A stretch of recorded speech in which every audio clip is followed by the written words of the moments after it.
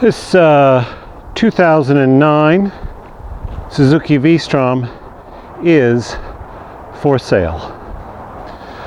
And I want to describe it to you. I'm going to go through it in detail. If you don't want to look at the whole video, that's okay. There's links below in the show notes to actual photographs with details of all of the items. But this video will give you an overview of everything. So I'm asking $6,600. It's actually quite a deal. Let's look at it, and that's why. First of all, so it's a black, it's a 2009 Vstrom. It is equipped for everything for bike touring.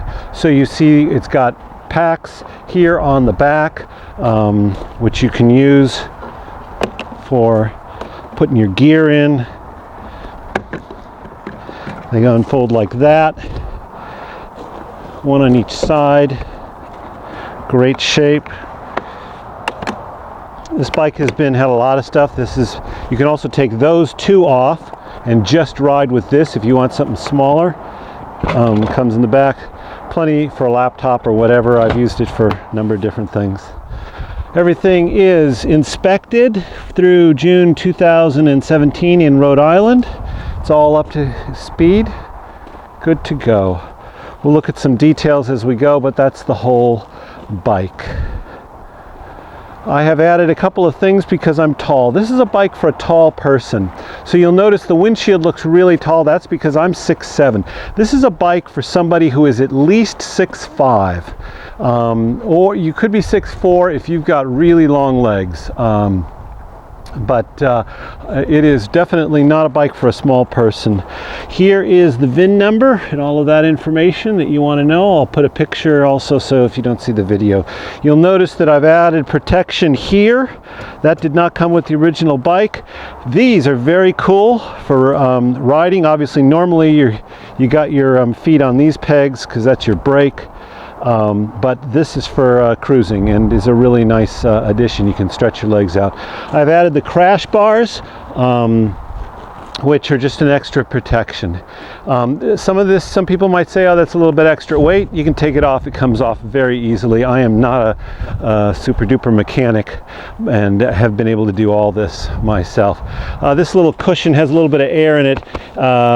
You don't need that, it just kind of straps on, but hey, I'm a skinny guy. I need all the padding that I can get. Okay, so let's look at some details, like, see if it'll show up on the screen. We'll kind of zoom in there so you can see the mileage. 13,144 miles, so not a lot of high miles on this. It fires up very quickly.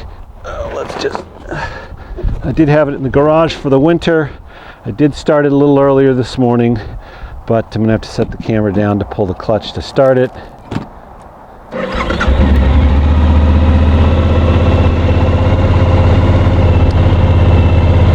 There you go, runs smooth. So a couple of things that I have done up here. These mirrors are a little bit longer than they stick out a little bit more than the standard, just so you can see around yourselves. Also, you'll notice I've added a couple things here. This is a camera mount. If you don't like it, you can just take it off right there, but it's yours. It comes with the bike, so you can put anything from a GoPro to your point and shoot. You can have it facing back at you or looking down the highway. That's kind of a fun thing. Also, in terms of right here is an extra cigarette lighter for your power. Okay, so what's wrong with it? Not very much. The only thing I will say in terms of scratches, there is one scratch right here on the gas tank. Very small. Now I have a bag that sits on top of this. I'll show you a photograph. That'll come with this also. And that's a nice little bag if you want to have that. I think that pretty much covers it. The body's in great shape. Bike's never been dropped. I bought it from a guy in upstate New York who is an older gentleman. He had put maybe, I don't know, a couple thousand miles on it, riding around a little dirt campground for a couple of years. So this is a great deal at $6,600. And if you're interested, you can send me an email and we'll go from there. All right, thanks for watching. Oh, again, if you want pictures, look at the details. I can send you more information.